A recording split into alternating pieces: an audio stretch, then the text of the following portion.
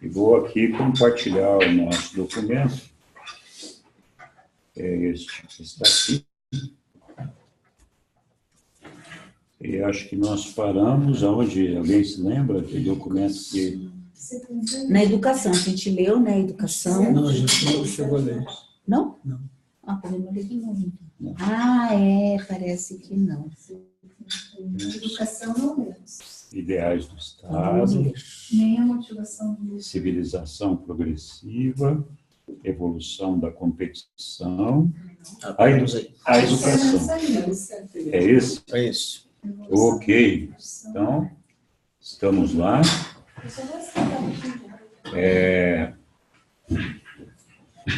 Então, nós estamos falando aqui da evolução do Estado, né? Acho que é isso, né? Ok. Governo. Quem vai ler? Eu posso ler. Quero ler a educação. A educação. O Estado duradouro é fundamentado na cultura, dominado pelos ideais e motivado pelo serviço. O propósito da educação deve ser adquirir a habilidade, buscar a sabedoria, realizar a individualidade e alcançar os valores espirituais. No estado ideal, a educação continua durante a vida e algumas vezes a filosofia torna-se a principal busca dos seus cidadãos. Os cidadãos dessa comunidade buscam a sabedoria como uma ampliação do seu discernimento dos significados nas relações humanas, das significações da realidade, da nobreza dos valores, das metas da vida e das glórias do destino cósmico. Então, motivados pelos ideais, né, fundamentado na cultura, dominado pelos ideais e motivados pelo serviço. É tudo que os nossos governantes são. Né? Todos eles estão fundamentados na cultura, cheios de ideais, né? E motivados pelo serviço. Então, por isso que a gente tem essas dificuldades, porque, infelizmente, o nosso pessoal, nossos governantes, não tem essa capacidade de ter essa motivação, né? Esse tipo de motivação. Então, é parte dos problemas que a gente vive no dia a dia. E aí a gente tem um propósito de alcançar da educação, né? Que deve ser adquirir habilidade, buscar sabedoria e realizar a individualidade, e alcançar os valores espirituais. Também a gente não tem uma educação que leva nessa direção, né? Então, realmente é complicado. Quem motivou um texto como esse está falando em tese, ou ele está se referindo a alguma época, ou ele está falando sobre uma situação assim, de utopia, o que na verdade ele está dizendo? Ele está falando de um povo especificamente? O que ele está falando na verdade? Ele está falando, na verdade, da evolução, do propósito da evolução. Nós devemos chegar, em algum momento, nesse nível, nesse estágio, né, de desenvolvimento da educação. Então, ele começa lá, o estado duradouro é fundamentado nesses itens, né? Algum dia, nós vamos chegar. Não estamos lá ainda. Mas eu vou colocar claramente também, dúvida. A gente ouve muito algumas discussões dizendo o seguinte: o papel da escola não é da educação. A educação se aprende em casa. O papel da escola é dar conhecimento. Trazendo apenas isso para essa conversa, baseado no texto, o que você acrescenta? Eu acrescento aquilo que está ali, ó. O propósito da educação deve ser adquirir conhecimento, buscar a sabedoria, realizar a individualidade e alcançar os valores espirituais. Esse é o propósito da educação. Agora, é evidente que algumas dessas coisas não acontecem exclusivamente em casa, assim como algumas dessas coisas não acontecem exclusivamente na escola. Mas acho que é um combinado dos dois. Mas acho que à medida que a gente vai evoluindo e avançando, quando não existe essa guerra religiosa, essa disputa religiosa, existe mais unidade e menos preocupação com a uniformidade, eu acho que esse desenvolvimento espiritual, ele tende a acontecer também na escola. Eu não consigo enxergar uma educação na escola fundamentada exclusivamente no conhecimento, e exclusivamente no conhecimento da ciência, porque eu acho que conhecimento espiritual também é conhecimento, e não é necessariamente ciência. Na primeira infância, vamos dizer, até os 7 anos de idade, que as famílias, aí, eu estou falando um tom afirmativo, mas na verdade tem mais interrogação que afirmação. O que as famílias ensinam para os seus filhos, na verdade, é regras de convivência, freio social. Não põe o nariz na mesa, não tome o que é dos outros, não faça porcaria. Freio social. E, a bem da verdade, é o que a gente aprende. Tanto é que algumas pessoas que envelhecem e perdem a saúde, elas perdem o freio social. E perder o freio social, ela começa a se comportar como crianças da primeira infância, fazendo as maiores brutalistas. Dizendo isso, a pergunta: esse texto está voltado a adultos, está voltado a criança, ou é genérico, vale para todas as idades? Eu acho que vale para todas as idades. É lógico, você tem que começar desde pequenino que se torce o pepino, os caras falam. Então é ali que tem que começar. Eu estava falando outro dia, não sei, acho que era com vocês mesmo, de uma pessoa que estava discutindo comigo sobre igreja. A necessidade de ter uma igreja para levar os filhos a aprenderem sobre Deus, né? Eu falei, por que a gente não pode aprender em casa, né? Qual é a dificuldade de um filho aprender sobre Deus em casa, né? Eu não consigo dominar meus filhos. Você não precisa fazer isso, né? Quando você levanta de manhã e fala, olha que sol lindo, foi Deus que fez, né?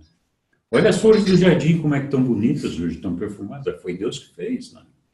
Então, eu acho que assim, se você quer falar de Deus, do Pai para as crianças, você tem 1 zilhão de oportunidades ao longo do dia para, de uma maneira natural, falar e discutir e ensinar aos filhos que existe um Criador, que existe um Pai, que existe verdade na natureza, que existe beleza, que existe bondade. Então, você não precisa ir para a igreja para ensinar o seu filho sobre Deus. Você pode ensinar em casa, né? Não tem... Então, e acho que é isso que a gente tem que aprender. O problema é que as religiões, apesar da tentativa e do esforço de ensinar sobre Deus, eles estão mais preocupados em ensinar uma forma, né? E essa forma é que às vezes fica difícil, porque você entra em conflito, né? A minha forma é melhor que a sua é pior do que a minha. Porque, veja bem, eu não acredito em santo. Veja bem, mas os santos são importantes.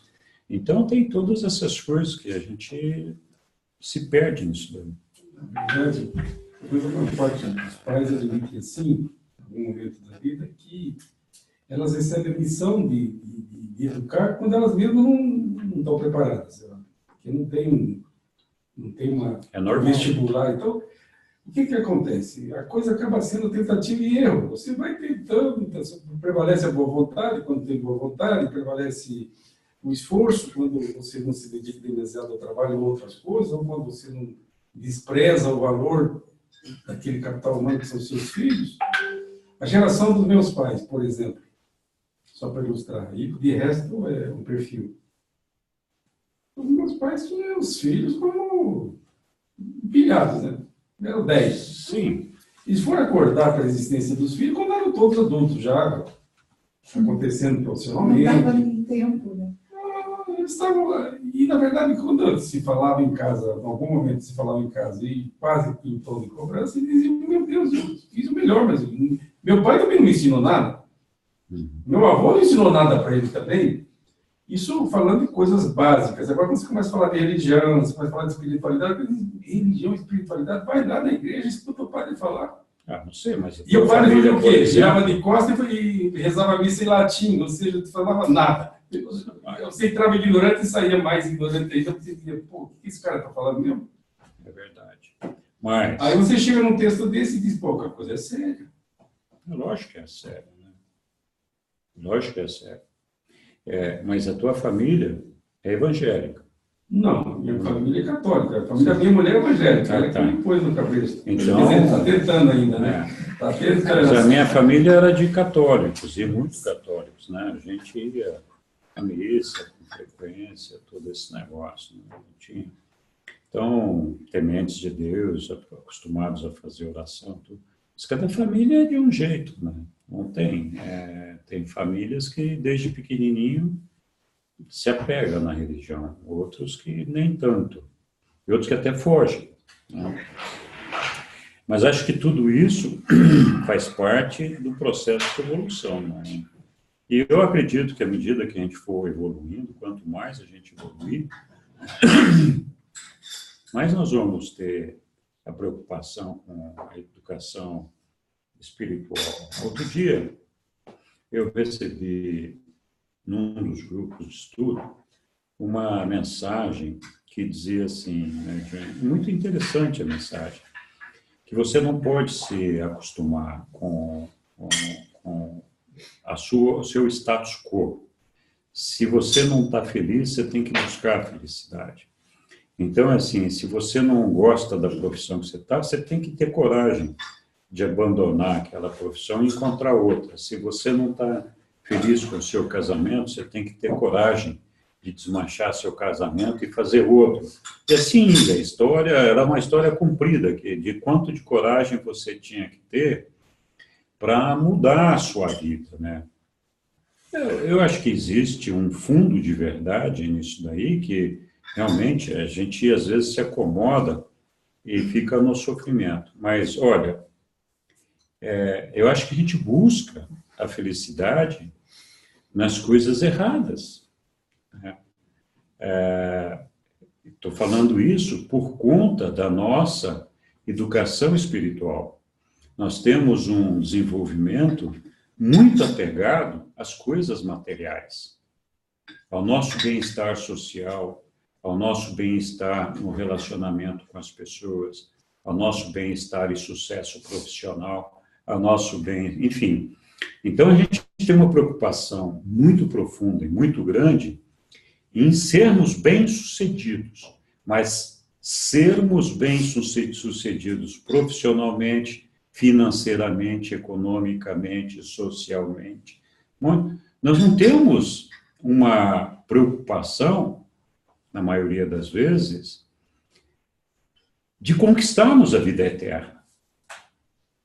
Nós não temos uma preocupação, muitas vezes, de sermos como Deus, de buscarmos a perfeição de Deus, de compreender que nós estamos aqui num estágio passageiro, de que isso aqui é um trampolim, uma ponte para a gente. Então, que a nossa meta pode ser, sim, ser um profissional bem-sucedido, mas muito mais importante que isso é conquistar a vida eterna. E você ter a visão de que existe Deus, que existe o Pai, que existe um paraíso, e de você almejar chegar lá, de ter esse desejo, essa vontade honesta e legítima, de, não, eu quero conquistar isso aqui é um trampolim na minha vida. Então, é assim, se cada vez que você ficar infeliz com o seu casamento, você desmanchar ele para fazer um outro, para buscar a felicidade, você vai continuar infeliz o resto da vida, e você vai constituir e desfazer 12 casamentos, 20, não sei quantos, né? E assim vai. Então, quando você almeja a vida eterna, almeja Deus, almeja o paraíso, e ganha a consciência de que aquilo é uma verdade, é uma realidade possível de ser alcançada, e que você está aqui temporária e provisoriamente, não é que você vai conquistar a felicidade, mas você vai ter a percepção clara de que essas decepções, esses desafios e esses problemas que você tem aqui fazem parte da nossa vida material, mas eles não são relevantes para a sua eternidade, para a sua vida futura, né? Então, esse aqui é diferente, esse é o dimensionamento, né? Então, quantas vezes o sujeito vai trocar de profissão? É uma delícia te ouvir. Você tem a espiritualidade, tem a cultura e tem a verve. Mas o que isso tem a ver com o que ela estava falando? Eu não entendi a conexão. Isso tem a ver porque assim... Não, desculpe. Não, mas tem tudo a ver. Tem tudo a ver, porque é o seguinte, nós estamos falando de desenvolver um estudo, de desenvolver conhecimento e desenvolver espiritualidade, alcançar os valores espirituais, buscar a sabedoria. Então, nenhuma escola nos ensina isso. E deveria, né? Deveria ensinar. A nossa casa deveria ensinar isso, os nossos pais deveriam ensinar isso. Para todos os lugares que a gente vai, no nosso trabalho, a gente deveria ter essa preocupação, deveria ter essa consciência. E nós deveríamos saber que não existe a felicidade que nós buscamos no objeto, nas coisas materiais. Ela não está lá. Mesmo que você seja o profissional mais bem-sucedido do mundo, mesmo que você alcance a maior fortuna do mundo, você não vai ser feliz por conta disso. Você pode ter uma realização pessoal, profissional, uma satisfação, mas você não vai ser feliz por conta disso. Porque depois que você chegou lá, o que você vai fazer? Ser mais rico ainda? Vai ser mais famoso ainda? Dentro da prova são essas pessoas, principalmente os artistas que se matam. Que são drogados, que se matam. É gente que é famosa, seguida por milhões de pessoas.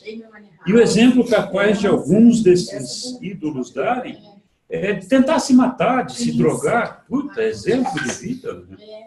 Então, eu acho que isso tem tudo a ver. Nós temos um vazio profundo na nossa educação, um vazio profundo, uma inversão de valores absoluta, né? E nesse sentido, eu tenho me apegado, porque assim, nós temos esse negócio dos valores, está muito em voga agora dentro do meio urantiano, né? Vamos falar dos valores. Você tem que ter valores, constituir valores. Por quê? Porque os valores te dão uma dotação de um mecanismo que te permite frear a emoção e colocar a razão à frente da emoção. Então, para você não reagir emocionalmente e reagir com a razão. Então, ter valores é importante para isso. Quando você tem um valor claro, determinado na sua vida, algumas emoções você consegue controlar.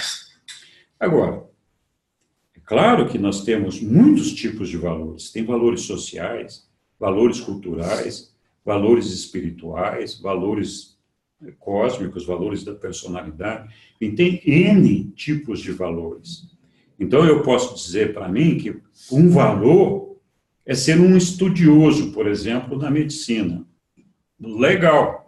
Mas isso não me leva a nenhum outro lugar, me leva a um espaço limitado de coisa. Então, assim, quando esse valor está vinculado a uma meta de realização material, esse valor pode te ajudar nas emoções materiais, vinculadas àquele propósito que você tem. É diferente de você ter uma meta espiritual, uma meta de eternidade, de ser perfeito como Deus e chegar a Deus, e de ter a percepção dessas realidades e dessas verdades. Então, quando você tem essa meta, seus valores são fortes e eles são capazes de te ajudar em qualquer situação da vida. Não vai existir uma única situação que você não consiga contornar. Porque você tem a capacidade de conhecer e de entender que aquela situação que você está vivendo é uma situação temporária, que você não consegue, às vezes, controlar e dominar, mas que você sabe que aquilo ali é passageiro, e você vai superar aquilo lá e tem uma eternidade pela frente para viver outras realidades e outras verdades, além de outros desafios, né? Então, essa é que é a diferença. Não basta, do meu ponto de vista, você começar a definir valores para si mesmo baseado em coisas exclusivamente materiais. São interessantes, são válidos, mas eles não vão resolver outros problemas e não vão trazer felicidade. E não vão evitar as suas frustrações. Assim como os valores espirituais também não vão evitar esses problemas, mas eles vão te ajudar a passar por esses problemas com mais tranquilidade, mais conforto, com menos tensão, menos estresse, e sabendo que aquilo faz parte da vida, não tem o que fazer. Tendo uma visão de longo alcance. Né? Então, é isso que eu acho que a nossa educação peca, né? Falha, né? Isso aqui é a minha irmã tentando falar comigo sobre a minha cirurgia de amanhã. Está desesperada aqui para falar. Tá bom. Então, assim, eu vou desligar. Não, não é. A Dolores é uma mais velha que ela. Então, assim, eu acho que tem tudo a ver quando a gente fala de educação. Né?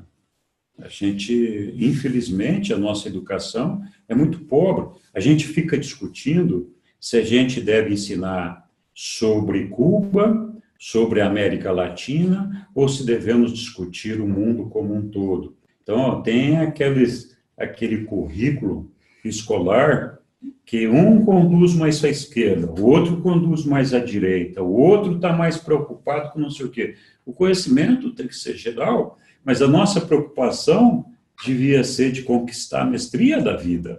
Né? E nós não temos essa preocupação na escola. Né? Vamos lá. Você está gravando? Estou gravando. Sim. Não, porque eu pensei que você tinha esquecido.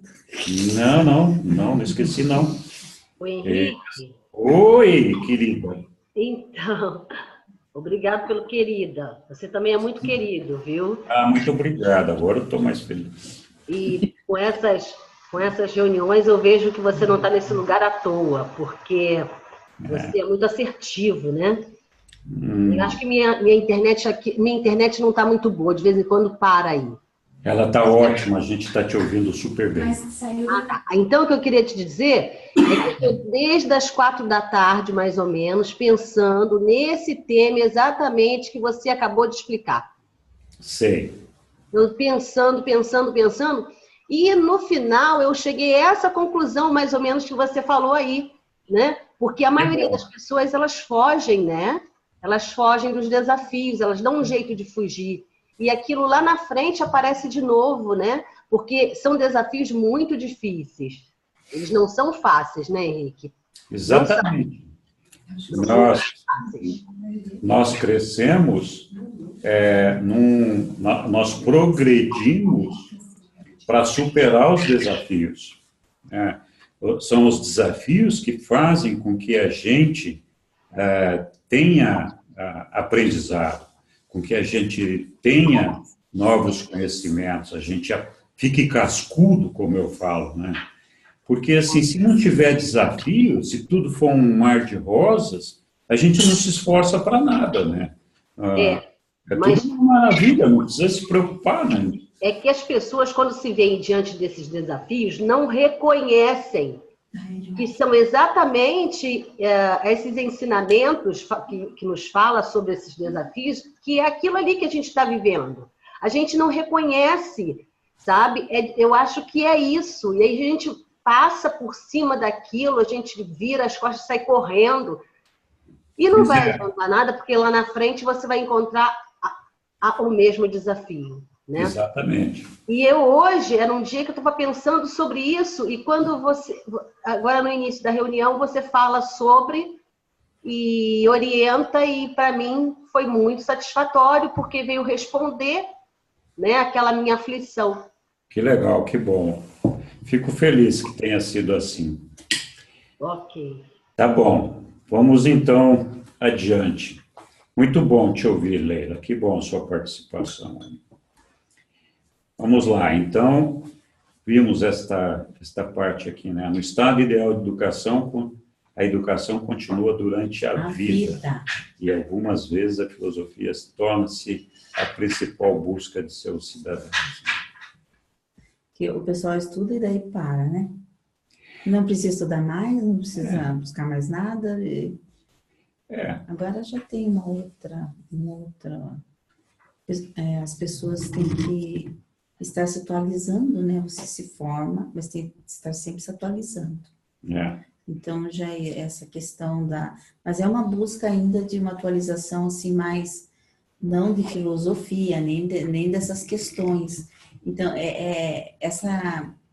a educação continua para toda a vida, isso é muito legal, né? Porque é você ir à busca da verdade, do conhecimento. Mas as pessoas não sei, não vê a hora de terminar uma faculdade, por exemplo. Nossa, não, tudo bem, dá um cansaço, né? Mas depois parece que a pessoa desanima um pouco de estudar ou de procurar algum conhecimento, né? Depende de cada busca, né? Ok. Depende de cada um, continua estudando até hoje. Oi? Depende de cada um, eu continuo estudando até hoje. Pois é, mas a maioria para naquilo que estudou e, como você disse, não buscam alguma coisa mais profunda, assim. Aquilo tá bom para a vida. A vida dela é trabalhar, sair trabalhar, depois voltar, assistir uma novela, ler e dormir. Hã? É limitação cultural, eu acho. Eu acho que esse também. ponto, né? E acho que quanto menos... Quem mais precisaria, menos faz. Eu acho que é assim, mais ou menos, né? Então, Exatamente. quanto menor assim, o nível de, por exemplo, uma pessoa que parou antes ou que não se dedicou com afinco, não fez uma faculdade bacana, etc. Ela muitas vezes tem menos Necessidade. interesse. Não, ela tem mais necessidade, no meu ponto de vista. Uhum. Mas ela que é uma das que busca menos, eu acho. Pelo menos é o que eu tenho visto, assim. Mas eu acho que a Uhum. gente E aquelas, por exemplo, quanto mais você quer, em mais você casa. vai buscar. Eu acho que é mais ou menos isso, né? Mas eu acho que a pessoa já nasce com uma dificuldade social, né? E os pais não dão exemplo nenhum. Alguns se destacam, mas a maioria não. A maioria Mas eu tô falando fica até dentro de uma numa mesma família, limitação. com o mesmo meio ambiente. É mesmo. Então, tem uns que, por exemplo, não se esforçam tanto, outros se esforçam muito, e esse que se esforça muito sempre vai se esforçar muito, vai buscar, vai buscar, vai buscar. E aquele que vai pela média, aquele que vai pelo mais raso, continua raso.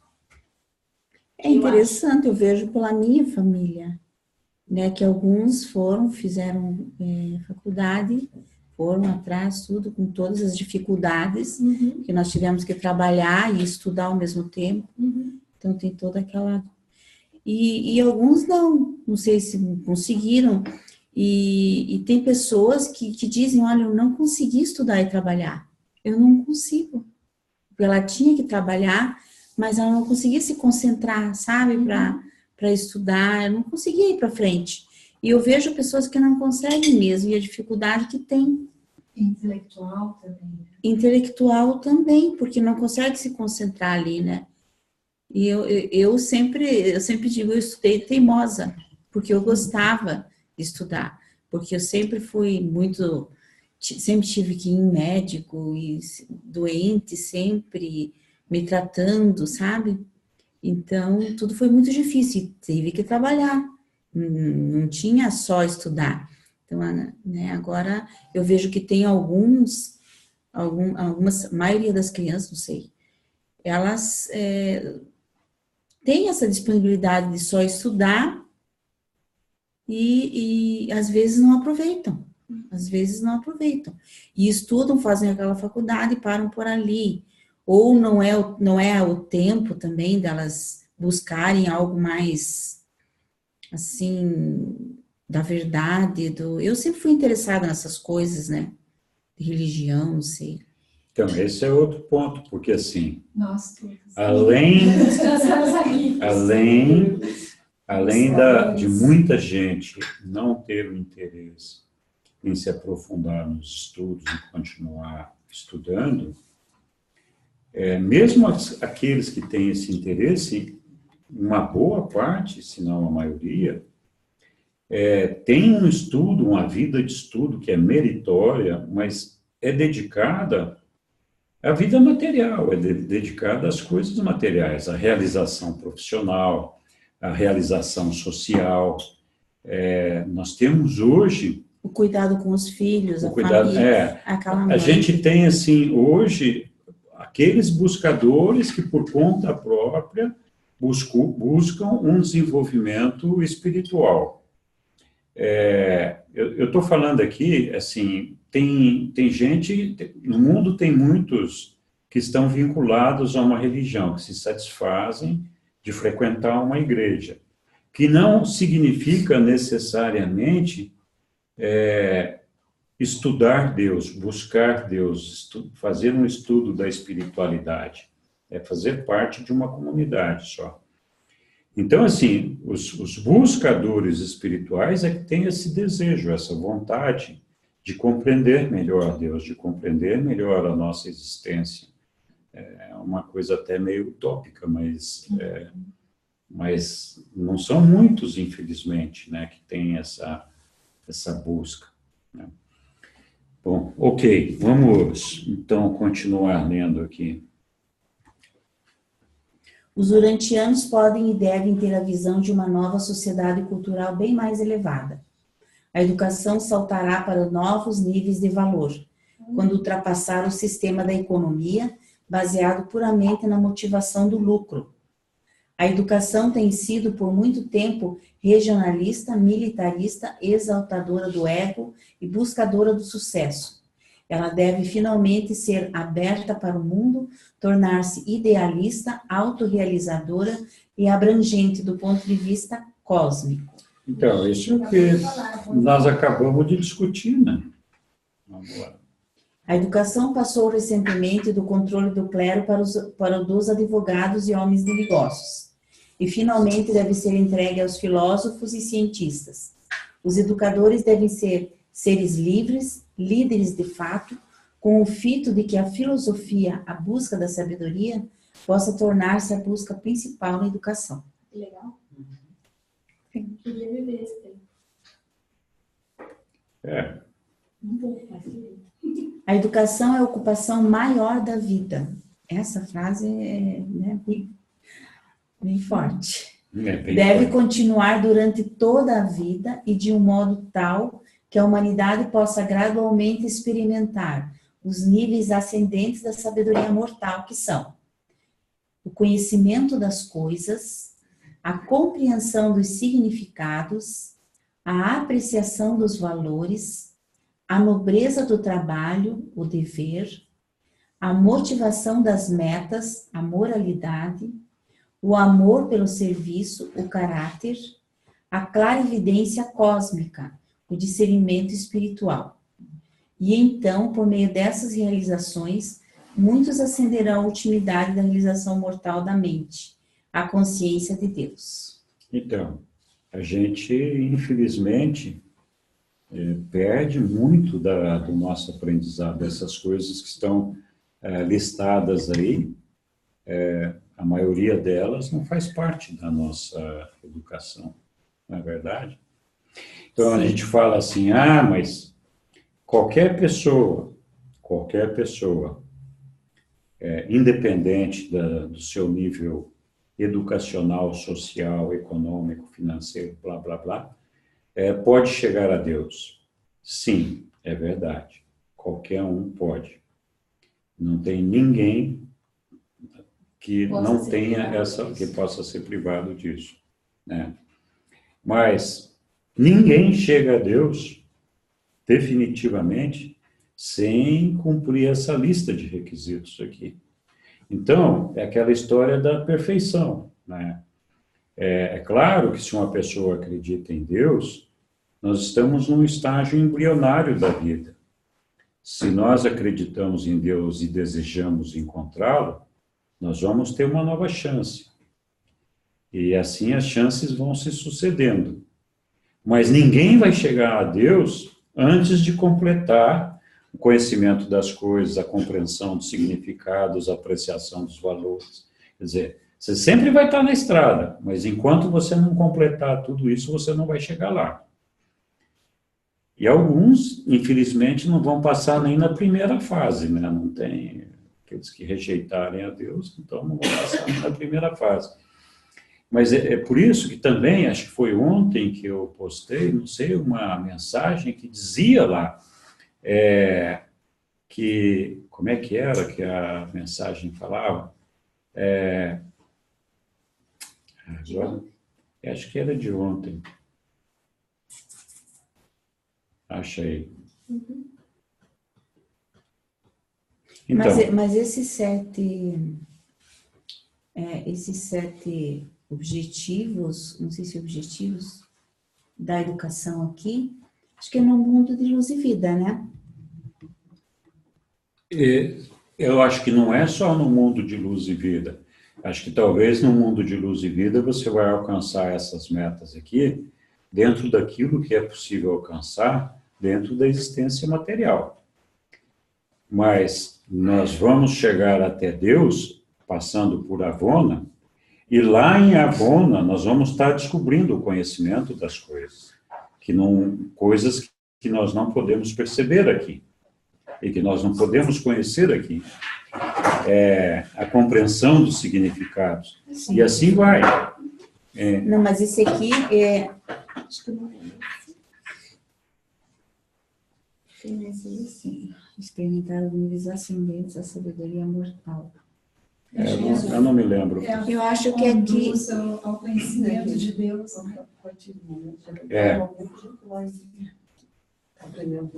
Eu acho que é aqui.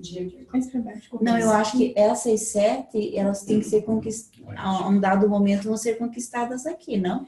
Sim, mas dentro daquilo que é possível aqui. Você quis fazer referência a essa frase. A verdadeira religião é uma experiência de crer e conhecer. Não é isso?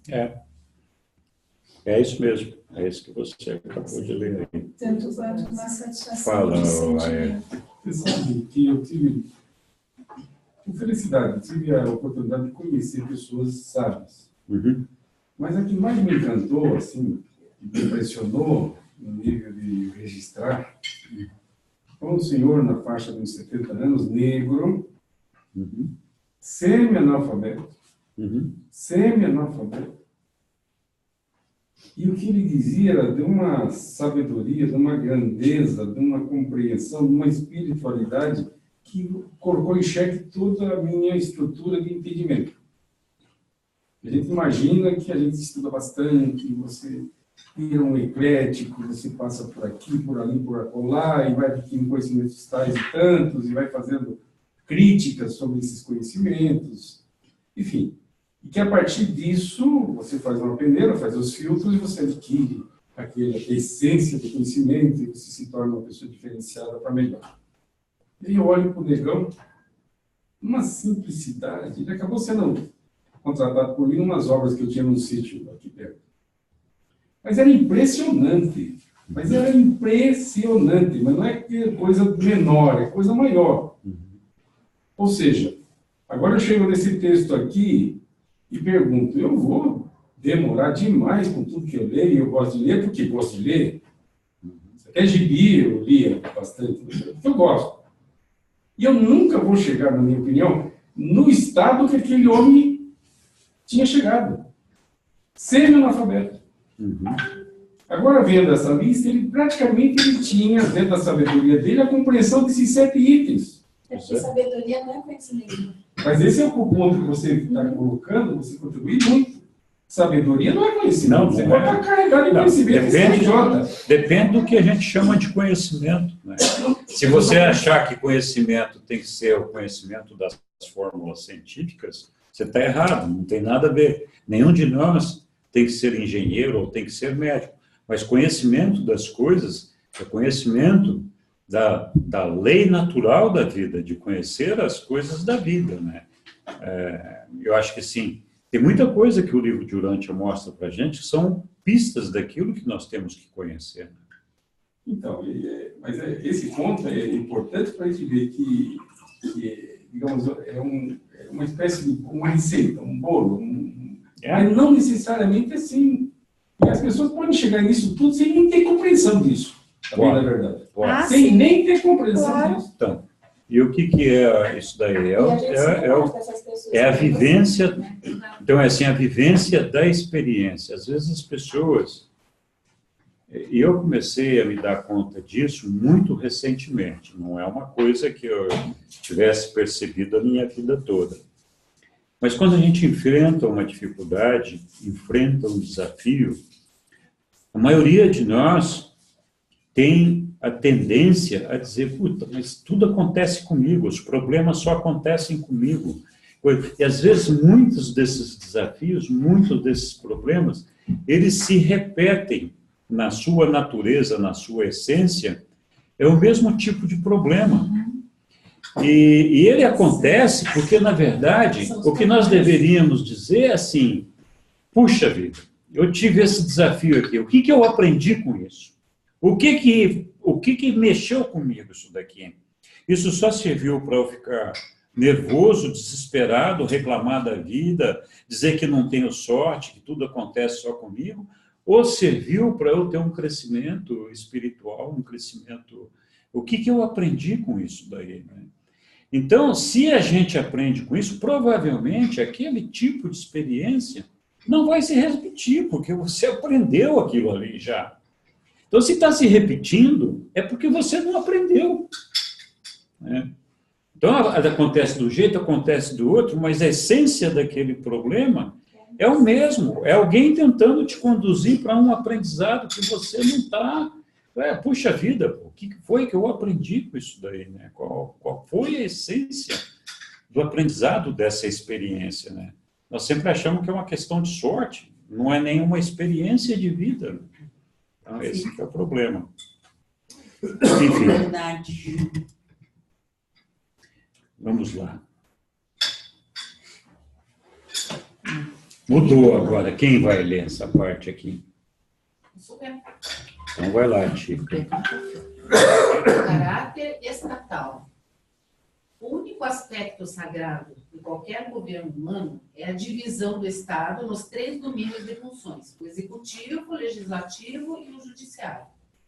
O universo é administrado de acordo com esse plano de separação das funções e da utilidade.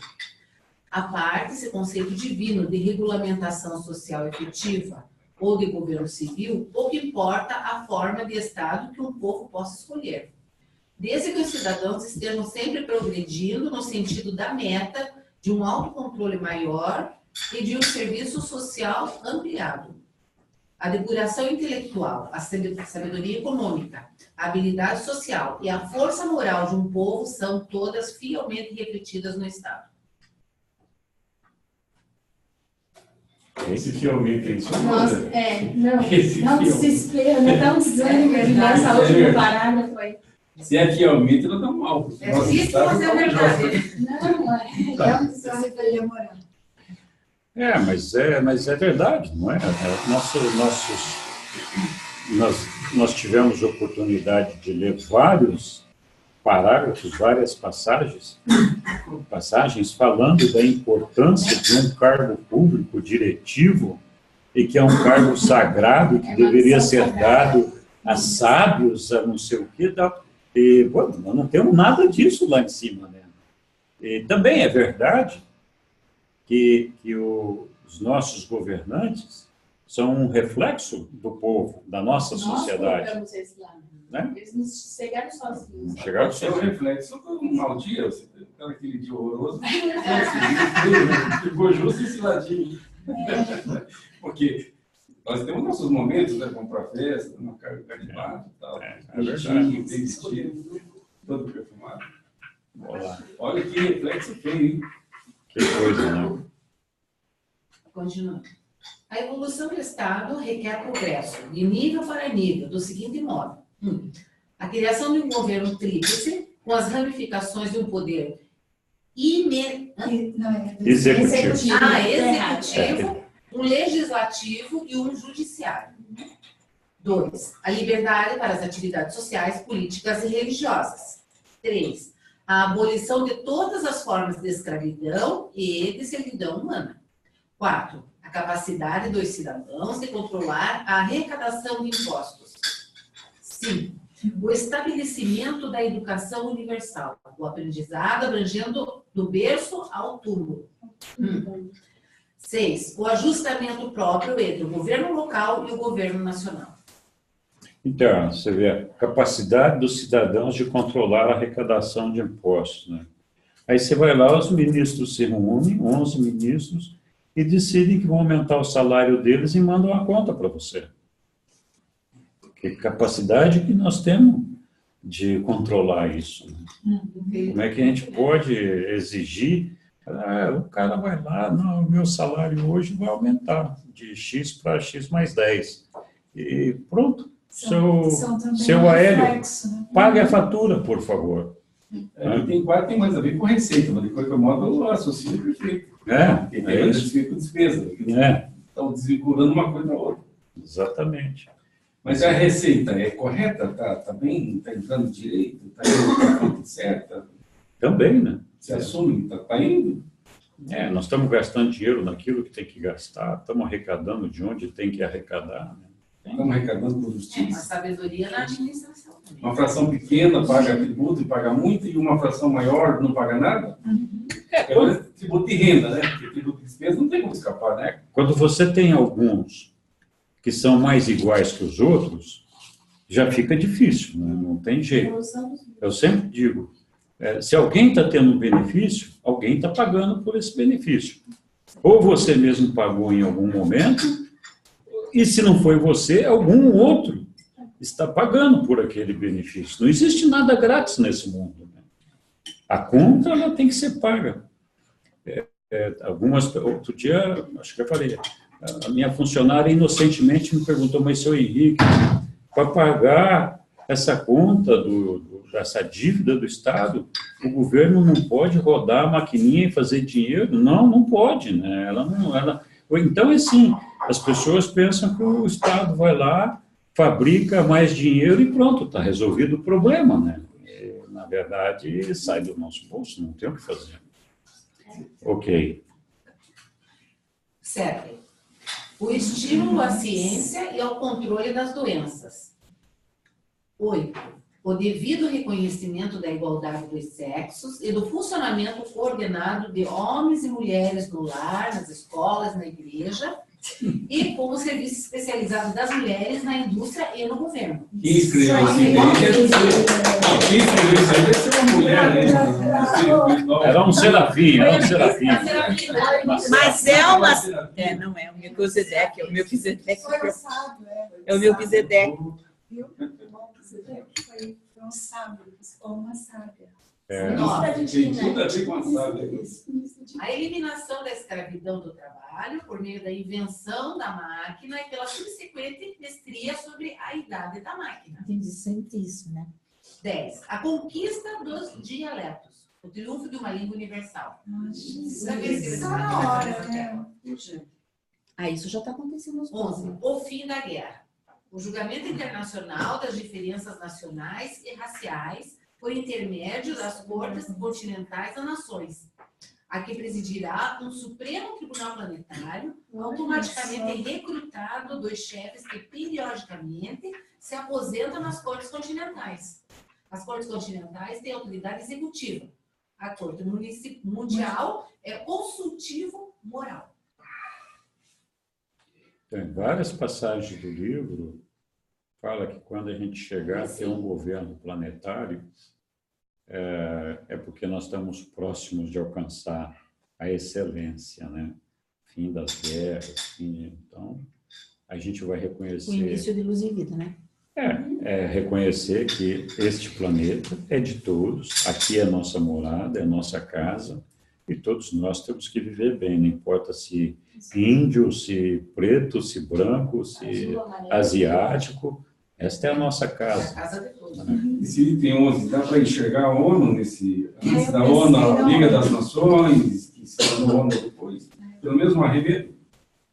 Pode ser. Eu enxergo uma ONU aí, é um começo. Eu acho que é pelo menos um começo, né? Pelo menos é um sinal. É por isso que às vezes eu me desespero, né? Às vezes a minha família briga comigo quando eu escuto falar desses separatistas, né? Como a Inglaterra, que se separou da Europa, aqueles safados daqueles catalão que querem separar a Catalunha da Espanha, e assim vai, né? Tem na Bélgica. Não, o mundo inteiro está cheio disso. O mundo inteiro. Então, assim, a separação, a divisão da sociedade é um atraso, é um retrocesso, não é um avanço. Né? Não é um avanço. Verdade. Muito embora as fronteiras geográficas e políticas estão sendo violadas o tempo todo em função da ação do comércio, a ação da indústria, a ação das multinacionais. Tá. Ou seja, elas têm uma atuação global, Ainda bem. e aí com essa atuação global elas já estão, de certo modo, disseminando. Já estão. Acho Pela que a organização globalização econômica. é uma tendência. Então, por exemplo, eles já não tem mais essa história de país com a fronteira assim, com a fronteira. Eles querem que derrubar tudo que é fronteira, tudo que é código comercial impositivo, barreira, impedimentos. E eles estão conseguindo. A questão é que a globalização... estão avançando de um jeito absurdo. A questão é que a globalização é mais econômica e mais produtiva do que social, educacional, e assim por aí vai, né? Então, assim, nós tivemos a globalização de um setor da vida humana, que é a parte produtiva e econômica. O resto, globalização cultural, social e todo esse negócio, está acontecendo num outro ritmo, de uma outra forma, e com muitas barreiras, né? Com muitas limitações. Muito desequilíbrio. Muito desequilíbrio. Então, quando essa globalização começar a acontecer em todas as áreas do conhecimento e da necessidade humana, eu acho que aí a coisa vai mudar de figura, realmente. Mas não resta dúvida, eu acho que essa globalização econômica é o início disso daí. Não, e também na marra, acho que o mundo nunca viu tanta migração de povos como está vendo agora, né? Por causa das guerras, por causa das secas, por causa dos regimes, governos, etc. Então, assim, na marra, bem ou mal, logo isso daí vai... Essas fronteiras vão se lacear, eu acho. Acho que elas vão... Bom, geopolítica.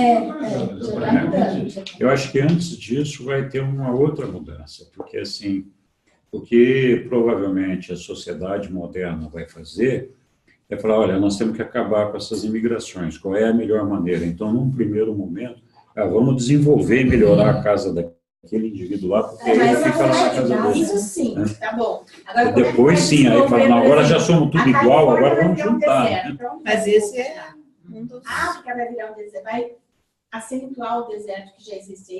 Essas são as previsões. Para onde vai esse povo? Eles não vão ficar lá morrendo de fome. Eles já estão indo. Eles já estão indo. Ontem chegou um barco numa praia lá, não sei se vocês receberam. Chegou um barco de refugiados, não sei se foi na França. Estava todo mundo na praia, lá de repente aquele barco cheio de gente, lá o povo correndo para a praia, achei uma graça. Chegamos, imagine a alegria daquele povo chegando naquela praia maravilhosa. Pois é. Um balneário. Mas eu acho que no momento, eu acho que essa é a força, mas é o momento que vai ter que resolver isso. É que, na verdade, nós todos somos imigrantes, porque todos aqui temos uma ascendência europeia. Não, Tem alguém aqui que não diferente uma enxurrada, né, como está acontecendo agora no Brasil, uma enxurrada de venezuelanos em lugares que não comportam. Né? Então, Eles querem, na verdade, o sul do país. O pessoal está contendo lá. Por eles querem ir São Paulo. Eles não aguentam. Eles não aguentam o frio aqui. Eu só sei que os haitianos lá de Pinhais... Eu sou cearense. Não, mas não aguento. Venezuela. Eu só sei que os haitianos chegaram em peso lá em Pinhais, né? Aqueles venezuelanos. Haitiano, tinha haitiano tudo quando... Sumiram os haitianos, você não repararam? Então, está em Santa Catarina. Sumiram, gente! Não, mas eles foram para Florianópolis? Não, eles foram para a Serra, eles foram para... Eu sabia que eu gostava de você por algum motivo. Ele é cearense. Ele é cearense? Já tem 2 cearenses no Rio. Esse feito no Nordeste. É verdade. Ok, vamos continuar aqui então. Eu quero fazer mais cearense. Auspiciado por um Melquisedeque. A falei. tendência mundial da busca da sabedoria, a exaltação da filosofia. A evolução de uma religião mundial será um indício da entrada do planeta nas fases iniciais do seu estabelecimento em luz e vida. Esses são os pré-requisitos do governo progressivo e os sinais de identificação do estado ideal. Urântia está longe da realização desses ideais elevados. Mas as raças civilizadas já tiveram começo. Oi. A humanidade está na marcha em direção a destinos revolucionários mais elevados. Nossa. Auspiciado por Melquisedeque.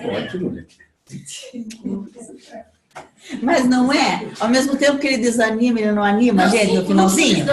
Mas o mas ali foi tudo, né? Então. Nós estamos longe, mas tudo bem. Não, é antes, Sussu. É antes, Brilhante. Você já está prontinha? É difícil a gente precisar quanto tempo vai levar, mas nós sabemos que Mas que se eles falam que estão longe, quando eles falam que é longe mesmo. Ah, gente, mas veja bem, 1 milhão de anos faz que o homem está aqui, gente. Não faz. 1 milhão de anos faz que o homem existe. Então, não vai durar mais 1 milhão. Olha quanto a gente progrediu aí em 100, 200 anos. Eu acho que agora vai apressar um pouquinho. Porque eles já vão mandar o livro de Urântia 2 daqui a 1000 anos. Logo, né? Não sei se vai ser assim, tão matematicamente preciso, né? Mas Ali é a profeta. A profeta do Rio Lília, já me coloca à disposição dos seus aqui, se quiserem, eu posso. Você pode redigir alguma coisa, né? Pode ajudar. Olha, quando a gente deseja, sabe que o pessoal está vendo lá, se você deseja sinceramente. Porque você sabia que quando a gente porque o seu computador, não sei por que não aparece ali a telinha, mas eu posso procurar. Você gosta de biologia, né? Então, quem lida com biologia Isso aí, é só entrar no Word, dá para ver? Não, dá. Mas se você entrar no mesa, se a gente quiser trabalhar com eles. Tem a parte que diz assim, quem gosta de biologia pode dar hospital aí, não sei, ó. Eu vou falar alguma coisa para eles. Porque eu vou dizer assim, ó, barata para mim não tem uso nenhum. Pernilongo também não gostei dessa invenção. Então, vamos continuar com o livro de Urântia mesmo. Olha, você me explica, porque eu não entendi o pernilongo nem barata. Rato, então. Você vai promover um desequilíbrio ambiental. Eu entendi também. Ele sabe, ele já me fala já. Os políticos do Brasil? Não, eu tô falando, não, estava falando para eles, Não, os então, nem portadores da barata, vida, nem né? rato, nem Pernilongo. nem político do Brasil. Nós acabamos de ver o documento 71, né? Então, agora nós vamos... É muito interessante esse documento aqui. E cheio de polêmica também.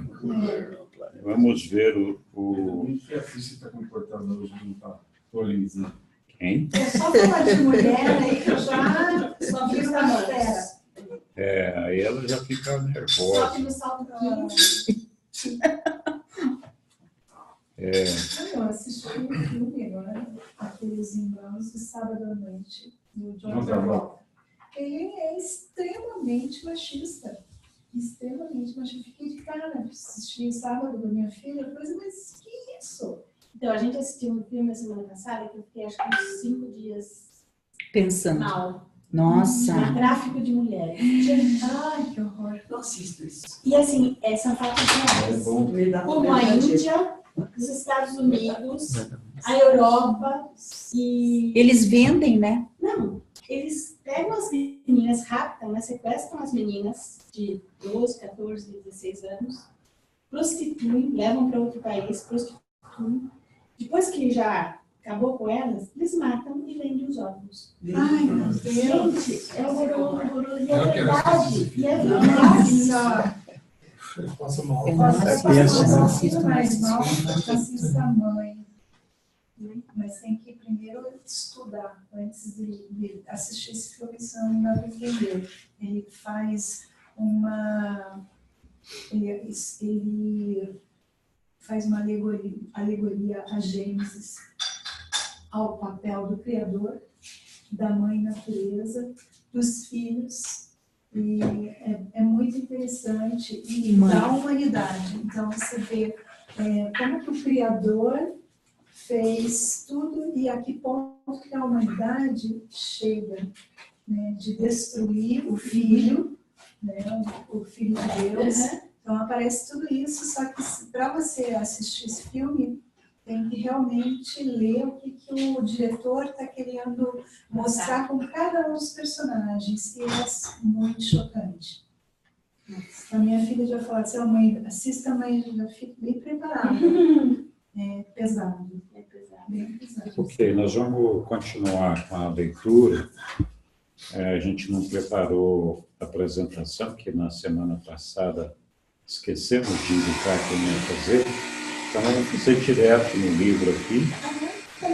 E o livro inseriu um capítulo aqui. Eu, muitas vezes, me questionei sobre a utilidade e o propósito desse capítulo aqui.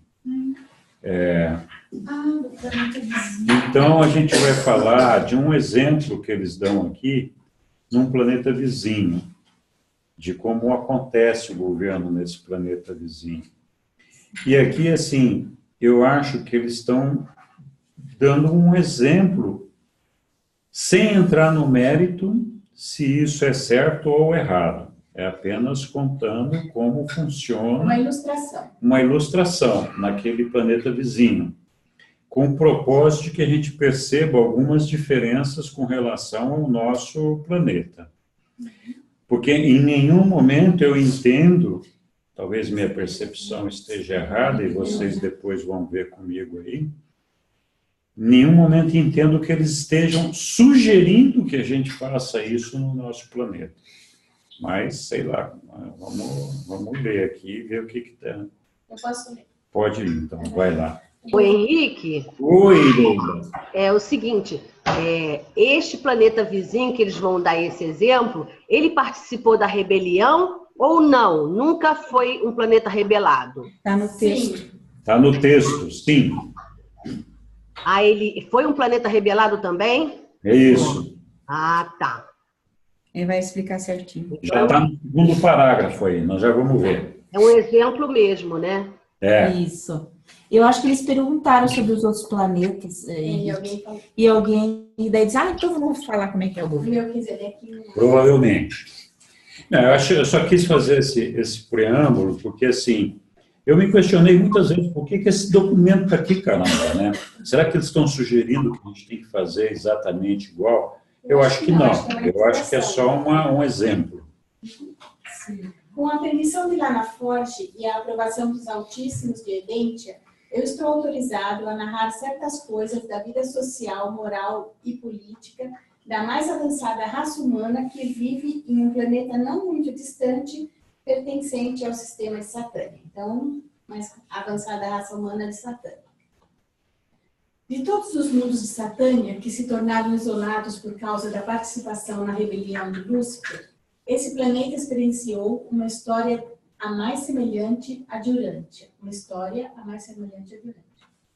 A similaridade das duas esferas, sem dúvida, explica por que foi concedida a permissão para se fazer essa extraordinária apresentação, pois é muito inusitado que os governantes dos sistemas consintam na narração em um planeta dos assuntos de outro. Então, aqui, a primeira coisa que eu queria explicar para quem não sabe, né, porque aqui é com a permissão de Lana Forge. Lana Forge é o nosso soberano do sistema, então, que é quem substituiu a Lúcifer. Então, Lúcifer era o governador do nosso sistema, que é o sistema de Satânia, responsável por um projeto de 1000 mundos habitados. Projeto de 1000 mundos habitados, porque quando aconteceu a rebelião, não existiam ainda 1000 mundos, existiam 600 e alguma coisa. 19, será, né? Então, e tinham mais 200 em formação. Eu não sei quantos estão prontos hoje, mas a meta é chegar a 1000 mundos habitados no sistema de Satânia. Então, o sistema é a capital de um conjunto de 1000 planetas habitados, cujo governador era Lúcifer, e quando Lúcifer caiu, ele foi substituído por Lana Forge. Lana Forge é um ser da mesma ordem e categoria de Lúcifer. Eles são lá no Nandex, filhos lá no Nandex primários. Tem lá no Nandex primários, secundários e terciários. Então, são categorias dessa ordem, né? Então, lá na Forge, foi quem substituiu Lúcifer e foi ele quem autorizou que esse documento fosse publicado. E os Altíssimos de Edentia? Os Altíssimos de Edentia são 3 filhos de uma mesma ordem, que é uma ordem superior à dos Lanonandex, portanto, superior ao do chefe do sistema de Satânia, que são os pais da constelação. Então, esses pais da constelação são 3 Vorundandex, que é uma outra ordem de seres. Tanto os Vorundandex como os Lanonandex são filhos de Micael e da ministra divina, que são criaturas, progenie deles. Assim como os Melquisedeques também são, mas é uma outra ordem de seres. Micael também, né? Micael é o pai deles, né? Micael é o pai dos Soranandex, Lanonandex. Então, a gente, Melquisedeques. naquela aula que Todos nós os estamos decks. tendo do sábado, nós vamos passar por isso na próxima aula. Os filhos De Micael. os filhos do universo local. Então, tem os Melquisedeques, os portadores de vida, os Vorondandex, os Lanonandex, e assim vai. Então, tem toda uma hierarquia de seres que estão lá, inclusive os anjos, os serafins, os Sanubins. os sanubins e toda essa turma que também faz parte. Então tá, então lá na Forge é o substituto de Lúcifer, é o chefão hoje do nosso sistema que se chama Satânia, e também foi aprovado pelos Altíssimos de Edentia, que são esses governantes da nossa constelação. Uma constelação inclui 100 sistemas. Então, um sistema tem 1000 mundos habitados, uma constelação tem 100.000 mundos habitados.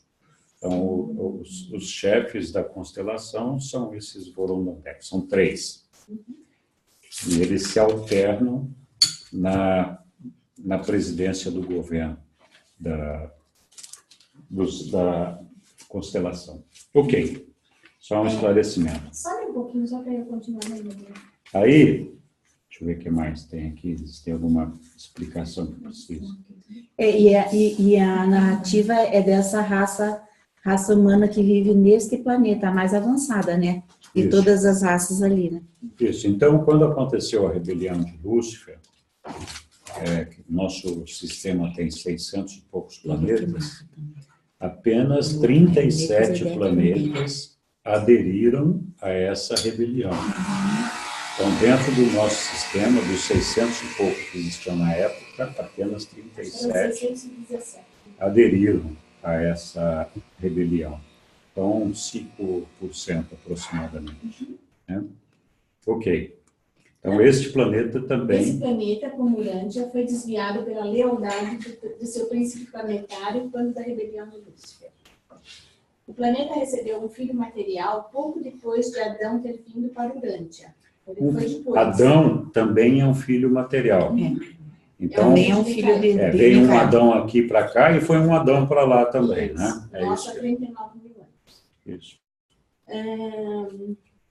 E esse filho O planeta recebeu um filho material pouco depois de Adão ter vindo para Urântia. E esse filho também cometeu a falta, deixando a esfera isolada, pois um filho magisterial nunca esteve auto-otorgado entre as suas raças mortais.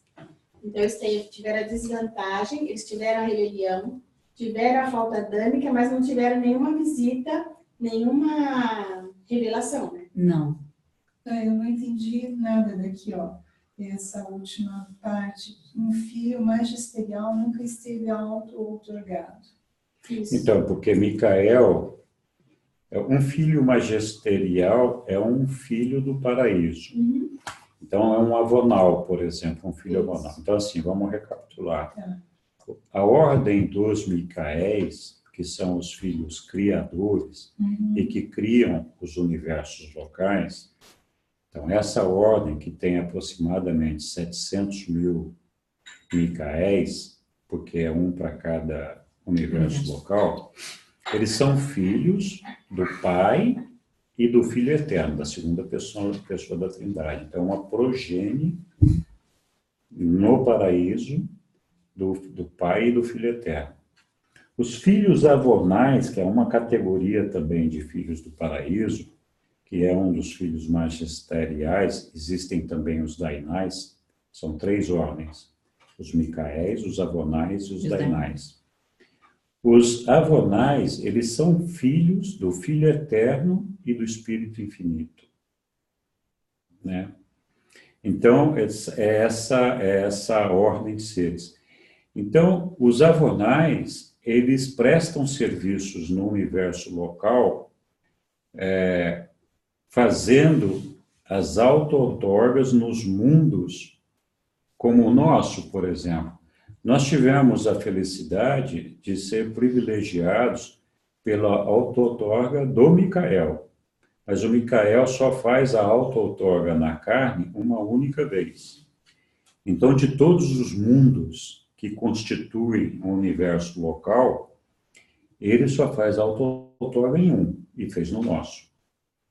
Então, o nosso Micael veio para cá e era Jesus, né? Significa que ele não volta mais. Ele não volta, ele não fará uma nova auto-outorga em outro planeta. Ele já fez a dele. Ele prometeu voltar a Urântia e voltará.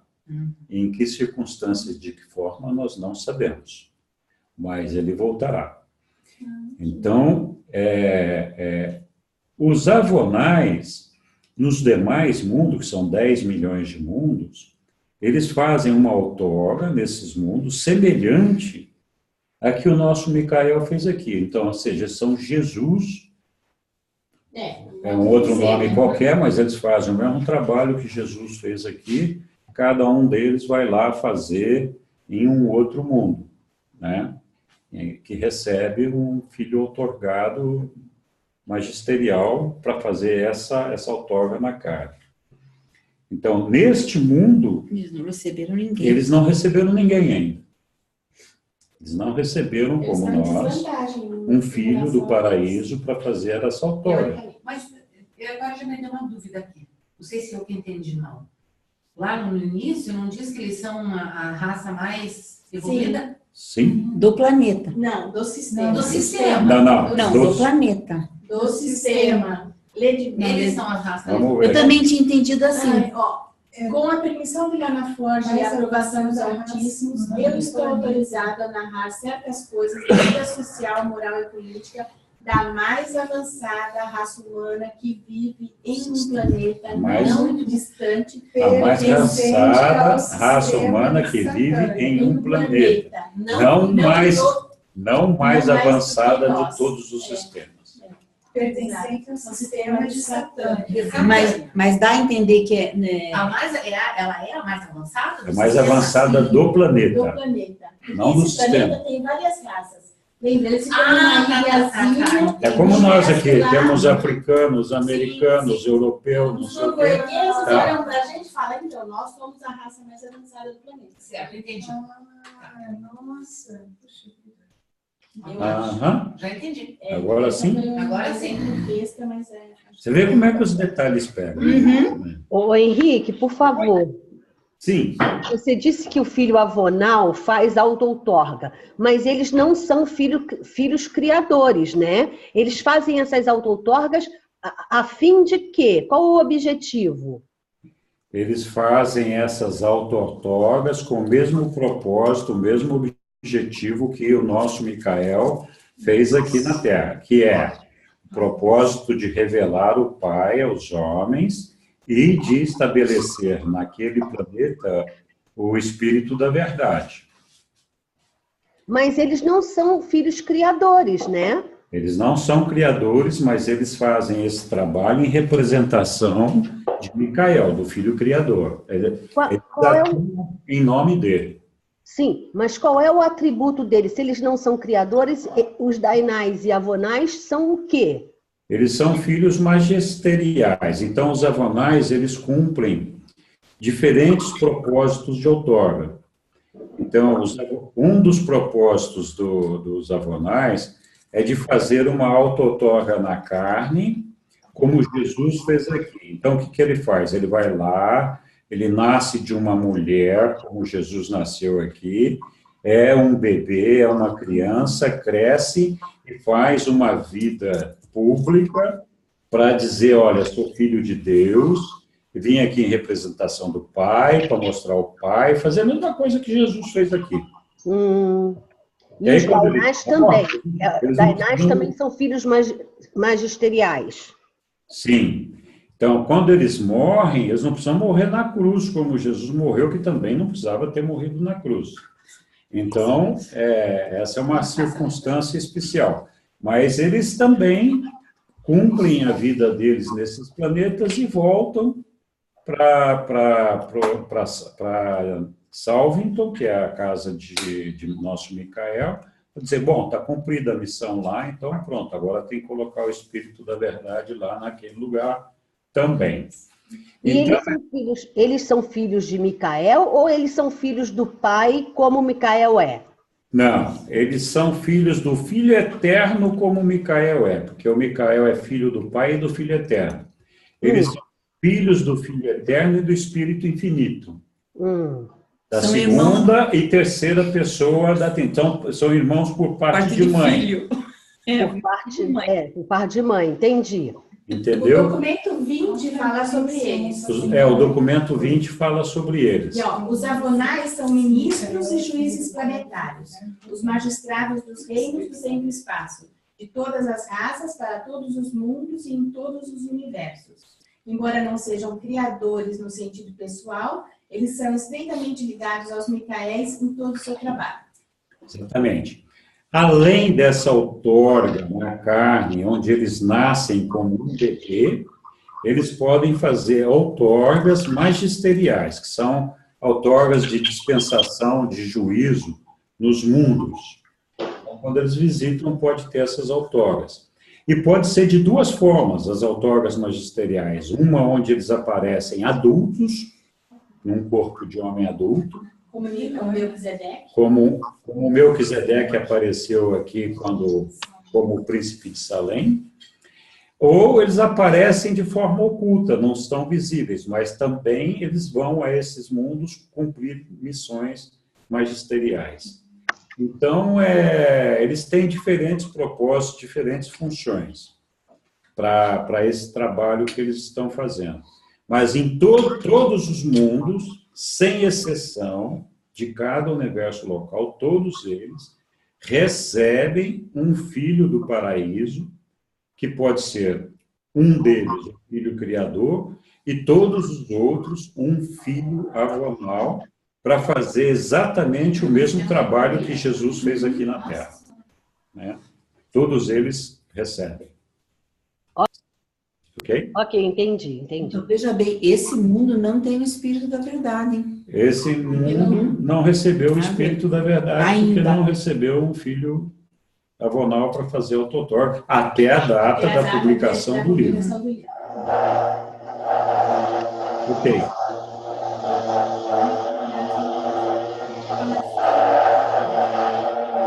Eu acho que ela está fazendo tudo. Ok. Vamos lá. Uma nação continental.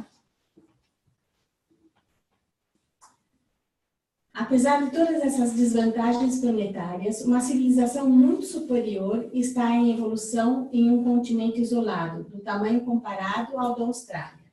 Essa nação tem cerca de 140 milhões de habitantes. O seu povo é formado de raças miscigenadas, com predominância da azul e da amarela, tendo uma proporção ligeiramente maior da raça violeta do que as chamadas raças brancas de Urântia. Tais raças diferentes não estão ainda integralmente miscigenadas, mas confraternizam-se e socializam-se de um modo bastante aceitável. A média de vida desse continente atualmente é de 90 anos, 15% mais alta que a de qualquer outro povo no planeta. Os mecanismos industriais dessa nação desfrutam de uma grande vantagem que advém da topografia única do continente. Montanhas altas, nas quais cai uma chuva pesada durante 8 meses em um ano, são situadas bem no centro do país. Esse arranjo natural favorece a utilização do potencial hidráulico e facilita grandemente a irrigação do oeste, a quarta parte mais árida do continente. Esses povos se autossustentam, isto é, podem viver indefinidamente sem importar nada das nações vizinhas. Os seus recursos naturais são fartos e, por meio de técnicas científicas, eles aprenderam como compensar as suas deficiências no que concerne às coisas essenciais à vida.